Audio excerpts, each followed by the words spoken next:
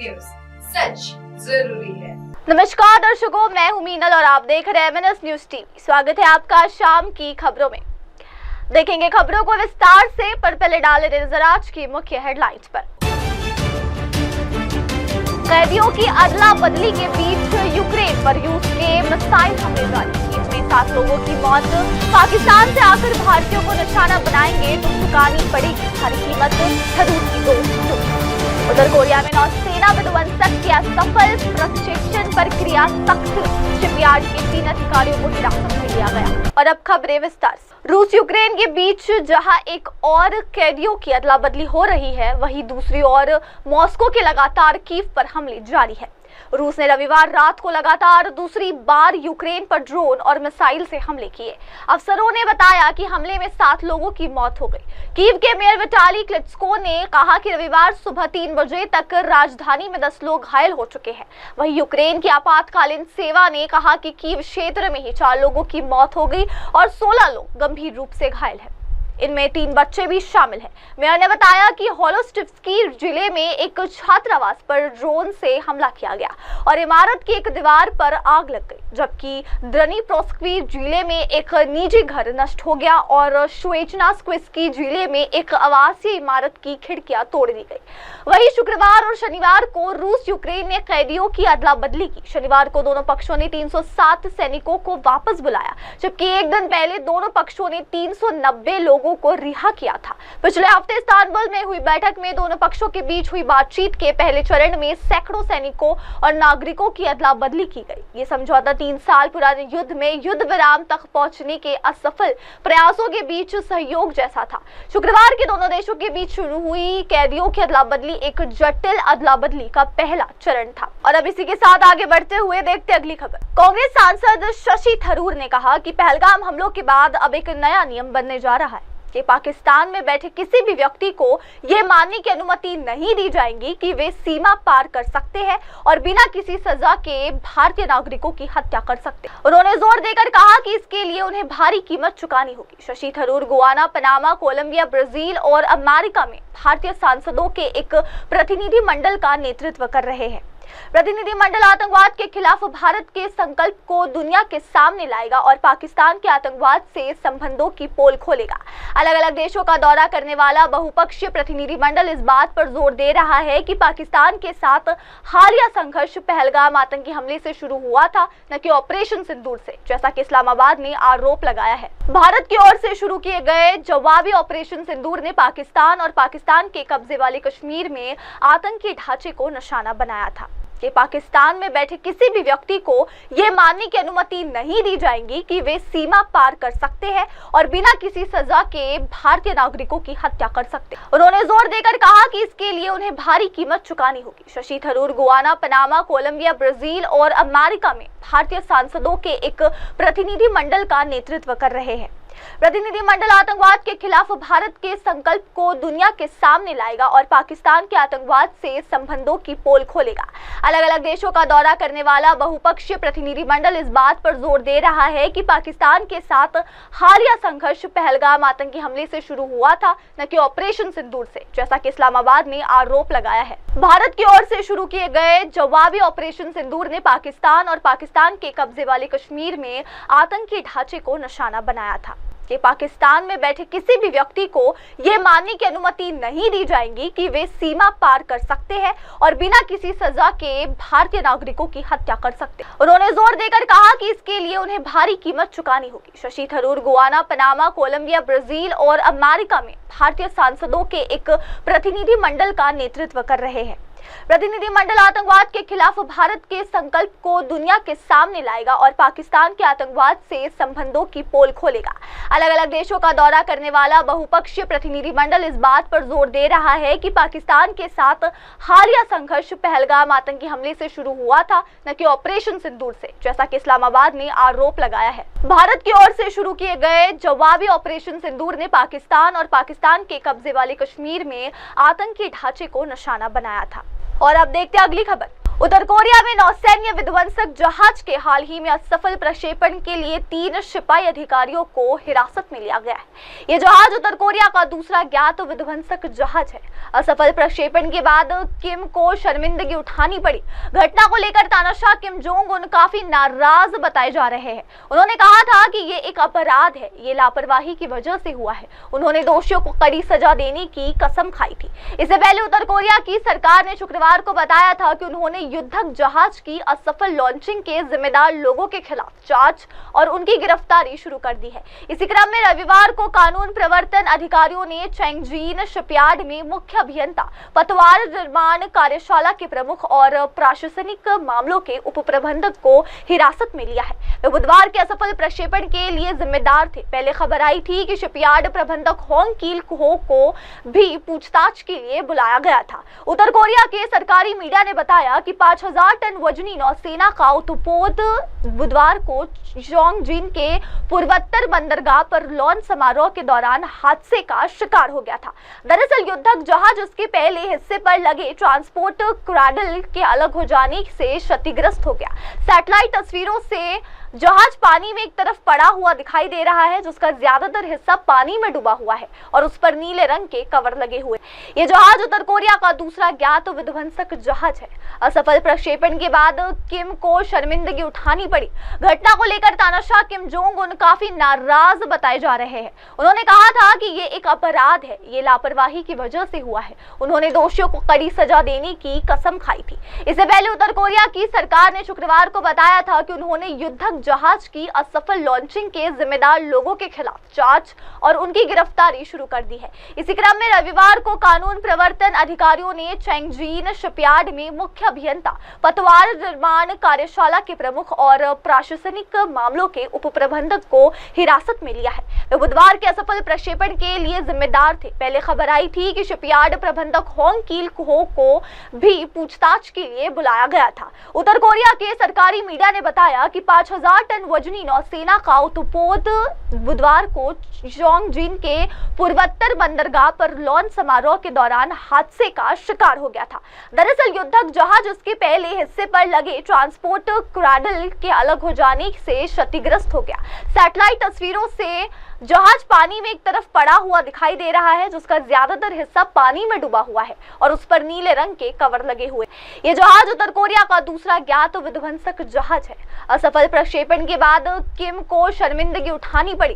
घटना को लेकर तानाशाह किम जोंग उन काफी नाराज बताए जा रहे हैं। उन्होंने कहा था कि ये एक अपराध है, ये लापरवाही की वजह से हुआ है। उन्होंने दोषियों को कड़ी सजा देने की कसम खाई थी। इससे पहले उत्तर कोरिया की सरकार ने शुक्रवार को बताया था कि उन्होंने युद्धक जहाज की असफल लॉन्चिंग के जिम्मेदार लोगों के खिलाफ जांच और उनकी गिरफ्तारी शुरू कर दी है। इसी क्रम में रविवार को कानून प्रवर्तन अधिकारियों ने चैंगजीन शिपयार्ड में मुख्य अभियंता, पतवार निर्माण कार्यशाला के प्रमुख और प्रशासनिक मामलों के उप प्रबंधक को हिरासत में लिया है। वे बुधवार के असफल प्रक्षेपण के लिए जिम्मेदार थे। पहले खबर आई थी कि शिपयार्ड प्रबंधक होंग किल हो को भी पूछताछ के लिए बुलाया गया था। उत्तर कोरिया के सरकारी मीडिया ने बताया कि 5000 टन वजनी नौसेना का उत्पोत बुधवार को चोंगजिन के पूर्वोत्तर बंदरगाह पर लॉन्च समारोह के दौरान हादसे का शिकार हो गया था।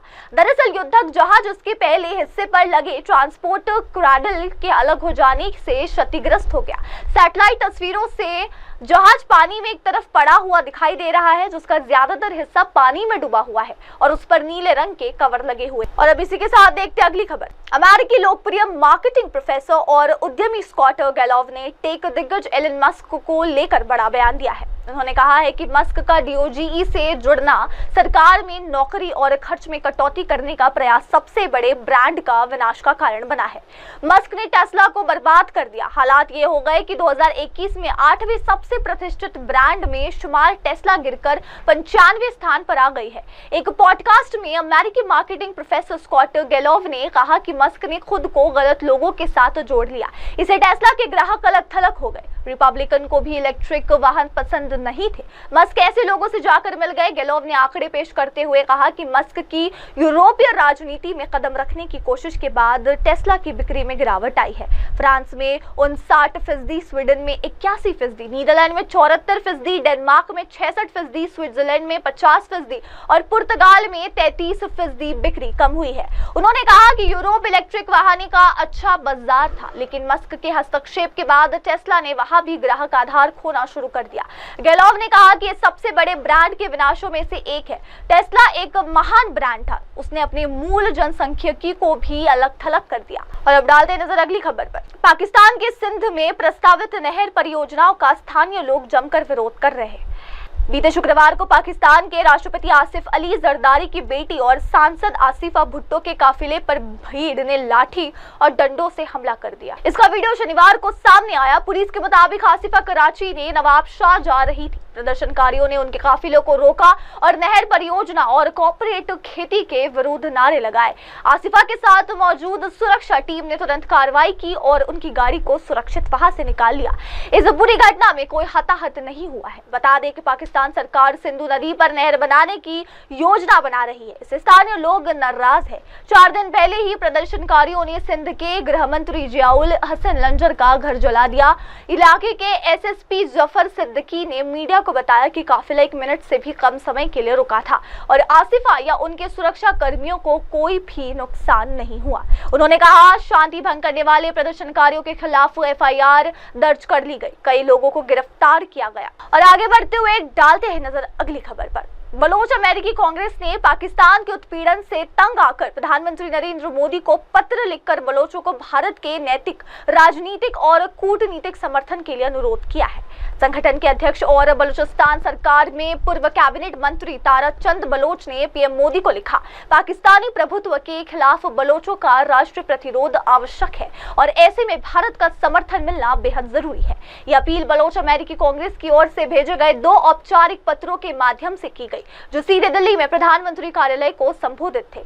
अपने पत्र में चंद ने बलूचिस्तान मुद्दे पर भारतीय नेतृत्व द्वारा दिए गए ध्यान के प्रति प्रशंसा जताई। पत्र में दावा किया गया कि एक जिहादी सेना द्वारा शासित पाकिस्तान हजारों बलोच देशवासियों के लापता होने, यातना, मृत्यु और विस्थापन के लिए जिम्मेदार है। उन्होंने बताया कि बलूचिस्तान में एक औपनिवेशिक ताकत के रूप में चीन की भागीदारी एक अतिरिक्त भू राजनीतिक खतरा प्रस्तुत करती है। और अब बढ़ते अगली खबर की ओर।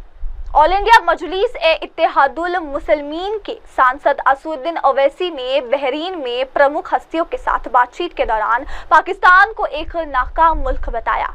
ओवैसी ने कहा, हमारी सरकार ने हमें यहाँ इसलिए भेजा है ताकि दुनिया को पता चले कि भारत पिछले कई सालों से किस खतरे का सामना कर रहा है। दुर्भाग्य से हमने कई निर्दोष लोगों की जान गंवाई है। ये समस्या पाकिस्तान से ही पैदा हुई और हमेशा ही होती है। जब तक पाकिस्तान इन आतंकवादी समूहों को बढ़ावा देना, सहायता देना और प्रायोजित करना बंद नहीं करता, तब तक ये समस्या दूर नहीं होगी। उन्होंने आगे कहा कि हमारी सरकार ने हर भारतीय की जान की रक्षा के लिए सभी कदम उठाए हैं। इस सरकार ने यह स्पष्ट कर दिया कि अगली बार अगर पाकिस्तान ऐसा दुस्साहस करेगा तो यह पलटवार उनकी उम्मीद से परे होगा। ओवैसी ने कहा कि भारत ने उकसावे के बावजूद बार बार अधिकतम संयम बरता है। और अब इसी के साथ आगे बढ़ते हुए देखते हैं अगली खबर नागपुर से। नागपुर में नशे के खिलाफ क्राइम ब्रांच के एंटी नारकोटिक्स स्क्वाड ने एक बार अभियान छेड़ रखा है। बीते 20 दिनों में स्क्वाड ने 1,43,12,000 रुपए की अवैध ड्रग्स जब्त की है और 167 आरोपियों को गिरफ्तार किया है। इस दौरान 1 किलो 258 ग्राम मेफेड्रोन जैसे खतरनाक सिंथेटिक ड्रग्स जब्त किए गए हैं। देश के मध्य में स्थित होने के कारण नागपुर भौगोलिक रूप से बेहद अहम शहर है। यही विशेषता अब अपराधियों के लिए वरदान बनती जा रही है। तस्कर यहाँ की बेहतरीन परिवहन सुविधाओं का इस्तेमाल नशे की खेप पहुंचाने के लिए कर रहे हैं। आंकड़े बताते हैं कि नशे का कारोबार तेजी से फैलता जा रहा है। पुलिस के मुताबिक तस्कर बेरोजगारी, बदलते बदलती जीवन शैली और युवाओं में नशे के प्रति बढ़ती जिज्ञासा का फायदा उठा रहे हैं। नशे की गिरफ्त में युवा वर्ग सबसे तेजी से आ रहा है, जो चिंता का विषय है। जहां मई के शुरुआती 20 दिनों में 1,43,00,000 की ड्रग्स जब्त हुई है, वहीं पिछले 4 महीनों में महज 58,44,000 रुपए की ड्रग्स पकड़ी गई। उस दौरान सिर्फ 380 ग्राम एमडी अफीम और गांजा जब्त किया गया और 125 आरोपियों को ही गिरफ्तार किया गया था।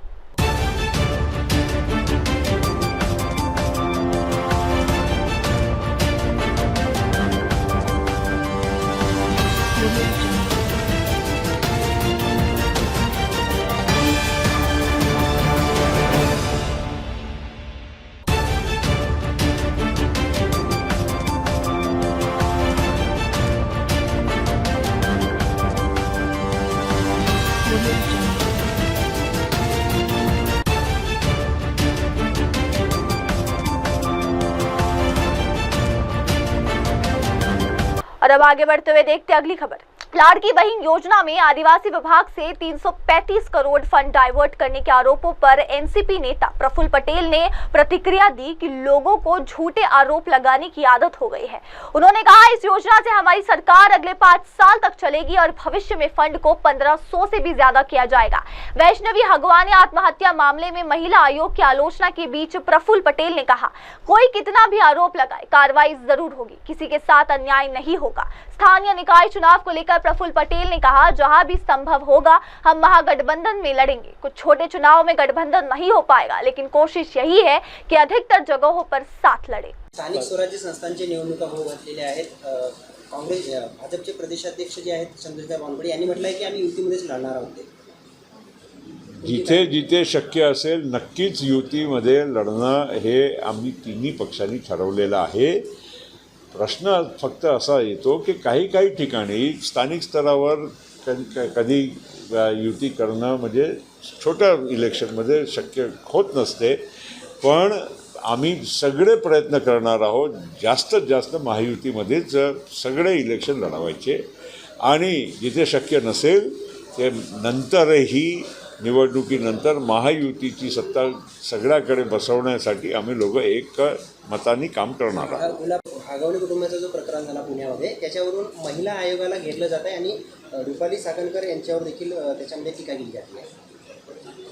हागवणे प्रकरणाच्या बद्दल अजितदादांनी अतिशय स्पष्ट भूमिका ते आमच्या पक्षाची आणि त्यांची हे त्यांनी ऑलरेडी सांगितलेली आहे, म्हणून त्याच्यामध्ये अधिक काय बोलणं योग्य नाही। कोणावरही आरोप किती करा, शेवटी जे अजितदादांनी जे भूमिका घेतलेली आहे अतिशय योग्य आहे।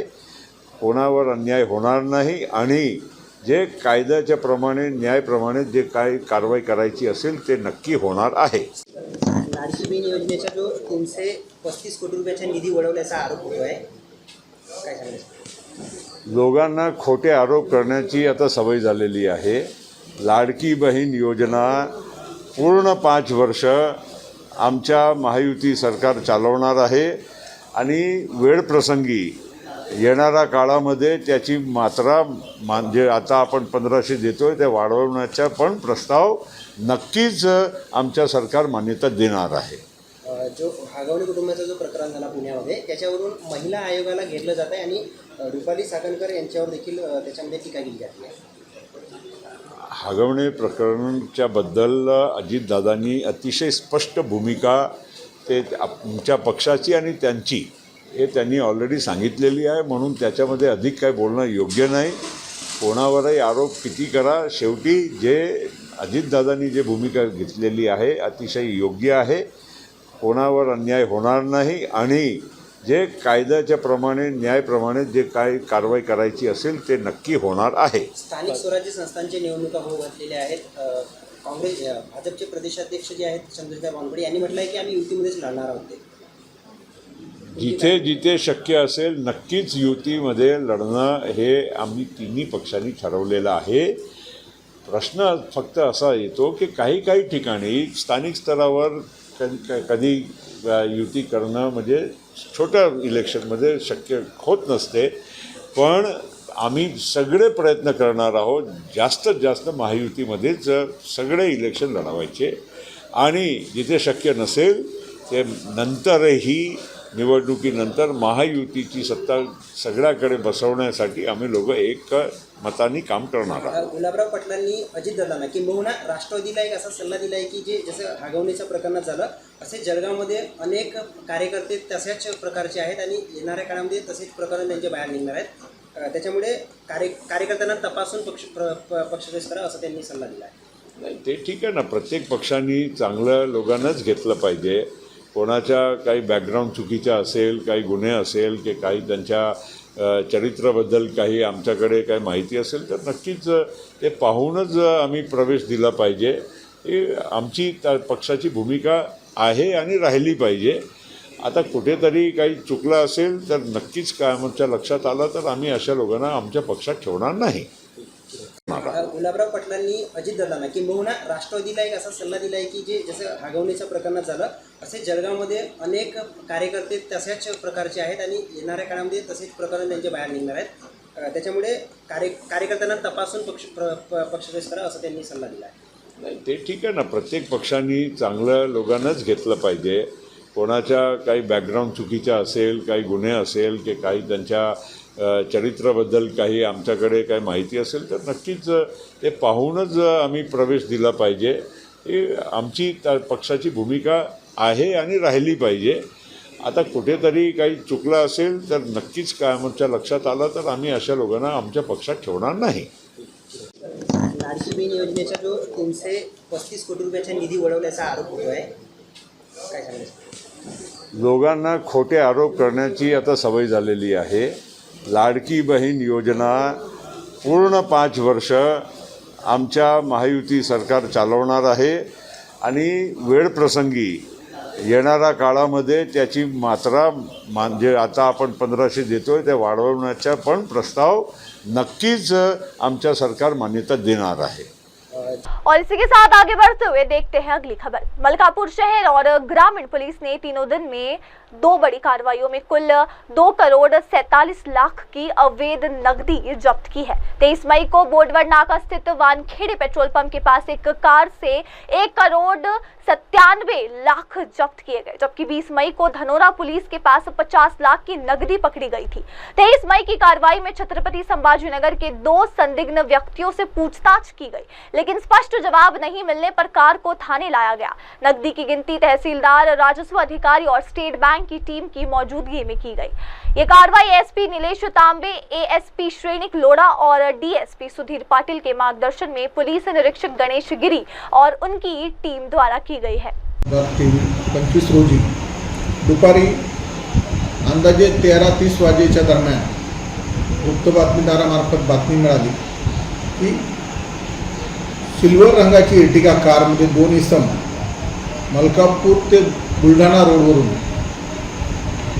स्वतःच्या गाडी क्रमांक MH20 GV 1781 यात छत्रपती संभाजीनगर येथे भरपूर प्रमाणात नगद रोकड घेऊन जात असल्याबाबतची गुप्त माहिती मिळाल्यानंतर मी व माझ्या स्टाफसह आम्ही बोदवड नाका या ठिकाणी नाकाबंदी आयोजन केले. त्या दरम्यान सदरची गाडी मिळून आली. त्यात 2 संशयित इसम मिळून आले. संशयित इसमांकडं विचारणा केली असता गाडीत कॅश असल्याबाबतची खात्री पटली. कॅशबाबत त्यांनी उडाउडीचे उत्तर दिले. त्यानंतर सदरचा परिसर हा गर्दीचा असल्याकारणाने आम्ही त्यांना पोलीस स्टेशनला घेऊन आलो. पोलीस स्टेशनला आल्यानंतर पोलीस स्टेशन या ठिकाणी माननीय तालुका दंडाधिकारी तहसीलदार साहेब तसेच नायब तहसीलदार साहेब त्याचप्रमाणे 2 शासकीय पंच आणि सदरच्या रकमेचं मोजण्याकामी मशीनसह स्टेट बँक ऑफ इंडिया शाखा मलकापूर येथील 2 अधिकारी बोलवण्यात आले. त्यानंतर पंचांसमक्ष सदरच्या गाडीची झडती घेण्यात आली. सदरच्या गाडीत असलेली कॅश इन कॅमेरा बाहेर काढण्यात आली. त्यानंतर इन कॅमेरा सदरच्या गाडीची पूर्ण झडती घेऊन जी कॅश मिळाली त्या कॅशचं मोजण स्टेट बँक ऑफ इंडियाच्या अधिकाऱ्यांथ्रू करण्यात आलं. सदरची कॅश 1,97,50,00,000 रुपये मिळून आलेले आहेत. गाडीतील संशयित इस्मांना कोणत्याही प्रकारे कॅशबाबत प्रभावीपणे त्यांची बाजू मांडता आली नाही. सदरची कॅश जप्त करण्यात आलेली आहे, त्याचा पंचनामा करण्यात आलेला आहे आणि सदरची कॅश जिल्हा कोषागार अधिकारी कोषागार बुलढाणा यांच्याकडे सुपूर्द करण्यात आलेली आहे. तसेच सदर कॅशबाबत तपास कामी आयकर विभाग नागपूर यांना पत्रव्यवहार करण्यात आलेला आहे. त्याचप्रमाणे सदर कॅश कुठून आली व कुठे चालली होती, कोणाकडे चालली होती व कोणी ती कॅश दिली होती मलकापुरातून, याचा तपास 2 संशयित ताब्यात घेतलेले आहेत, त्यांच्याकरवी आम्ही करत आहोत. तसेच सदर कारवाई ही माननीय पोलीस अधीक्षक निलेश तांबे साहेब, तसेच माननीय अपर पोलीस अधीक्षक खामगाव श्री श्रेणिक लोढा साहेब, माननीय उपविभागीय पोलीस अधिकारी श्री सुधीर पाटील साहेब बुलढाणा चार्ज मलकापूर यांच्या मार्गदर्शनात करण्यात आली व यांच्या मार्गदर्शनात पुढील तपास कारवाई सुरू आहे. सदर कारवाईमध्ये आम्ही स्वतः पोलीस निरीक्षक गणेश गिरी, सहाय्यक पोलीस निरीक्षक Ishwar Varge, police head constable Shyam Sirsat, police head constable Shyam Kaple, police constable Shaikh Asif, police constable Charkhe, police constable Manoj Kumar Kumale, police constable Yogesh Tayde, police constable Kailas Sonawane, police constable Pravin Gawai, police constable Suraj Chaudhari आदींनी सहभाग घेतलेला आहे. धन्यवाद.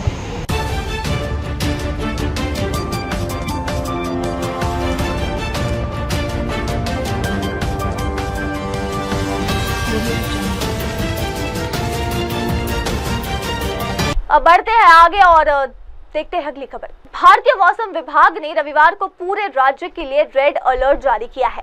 अरब सागर में एक गंभीर निम्न दबाव का क्षेत्र बन गया है। यह अभी तक चक्रवात में नहीं बदला। हालांकि दक्षिण कोंकण तट पर कम दबाव के क्षेत्र के तेज होने के कारण राज्य में 28 मई तक भारी से भारी बारिश होने का अनुमान है। रविवार को पूरे राज्य के लिए रेड अलर्ट जारी किया गया है। शुक्रवार को दक्षिण कोंकण तट से दूर पूर्व मध्य अरब सागर पर बना निम्न दबाव का क्षेत्र और अधिक तीव्र हो गया है। अगले 24 घंटों में इनके उत्तर की ओर बढ़ने की उम्मीद है। इसके कारण कोंकण तट से दूर पूर्व मध्य अरब सागर के ऊपर कम दबाव का एक बड़ा क्षेत्र बना हुआ है। इसलिए मध्य महाराष्ट्र, दक्षिण मराठवाड़ा और उत्तरी तेलंगाना से लेकर दक्षिण छत्तीसगढ़ तक वर्षा की तीव्रता अधिक होगी। मौसम विभाग ने कल यानी रविवार तक केरल में मानसून के प्रवेश की संभावना जताई थी। हालांकि मानसून की बारिश केरल में एक दिन पहले शनिवार को ही आ गई। इस बीच बंगाल की खाड़ी में एक द्रोणिका सक्रिय हो गई और मानसून की बारिश उस ओर से भी पश्चिम बंगाल में प्रवेश करने की तैयारी कर रही है। इसलिए कल यानी रविवार को पूरे राज्य के लिए रेड अलर्ट जारी किया जाएगा। इस बीच राज्य के कई जिलों में तेज हवाओं और गरज के साथ मध्यम से भारी बारिश की संभावना जताई गई है। शुक्रवार को दक्षिण कोंकण तट से दूर पूर्व मध्य अरब सागर पर बना निम्न दबाव का क्षेत्र और अधिक तीव्र होते जा रहा है। अगले 24 घंटों में इनके उत्तर की ओर बढ़ने की उम्मीद है। इसके कारण कोंकण तट से दूर पूर्व मध्य अरब सागर के ऊपर कम दबाव का एक बड़ा क्षेत्र बन गया है। इसलिए मध्य महाराष्ट्र, दक्षिण मराठवाड़ा और उत्तरी तेलंगाना से लेकर दक्षिण छत्तीसगढ़ तक वर्षों की तीव्रता अधिक होगी। और अब देखते हैं अगली खबर। गोंदिया जिले के मोरगांव अंतर्गत बोंडगांव वन परिक्षेत्र के सोनेगांव झाड़ी जंगल में रात्रि गश्त के दौरान वन विभाग की टीम को एक नर तेंदुआ मृत अवस्था में मिला। घटना की जानकारी मिलते ही वन विभाग ने तत्काल रिकॉर्ड दर्ज कर वन अपराध प्रकरण शुरू किया। रात्रि होने के कारण मृत तेंदुए की वरिष्ठ अधिकारियों के मार्गदर्शन में अर्जुनी मोरगांव वन शिविर में स्थानांतरित किया गया। अगले दिन नवेगांव बांध स्थित केंद्र में तेंदुए का पोस्टमार्टम किया गया। पोस्टमार्टम रिपोर्ट में तेंदुए की गर्दन और दोनों अगले पैरों पर नुकीले दांतों के काटने के निशान और कंधे पर नाखून के घाव पाए गए हैं। साथ ही उसकी गर्दन की हड्डी भी टूटी हुई थी। इससे ये स्पष्ट संकेत मिलता है कि तेंदुए की मौत अन्य जंगली जानवरों के साथ संघर्ष में हुई होगी। मृत तेंदुए की उम्र लगभग 6 से 7 वर्ष बताई गई है और वो नर था। फिलहाल वन विभाग ने इस मामले में वन्य अपराध प्रकरण दर्ज कर लिया है और आगे की जांच जारी है।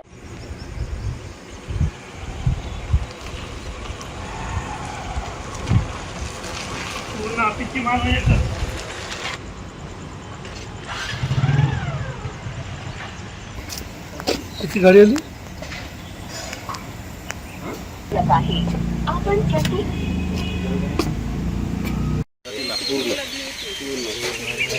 तर ते एका तासात लागतं. ते जे मॅगट्स आहेत ना पांढरे ते एका तासात लागतं. मासा चालू झाला.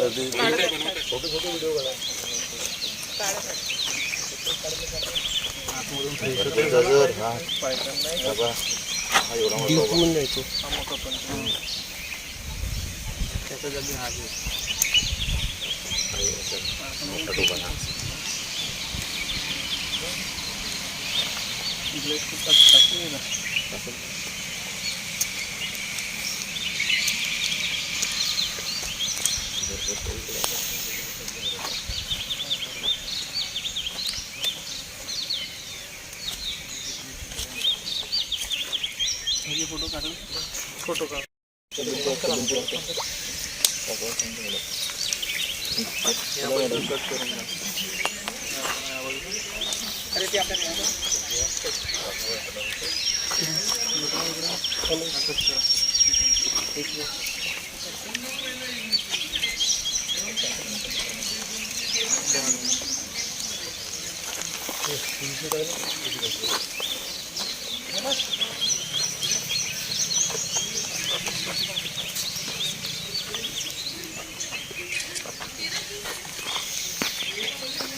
दूसरा पहुंच गया.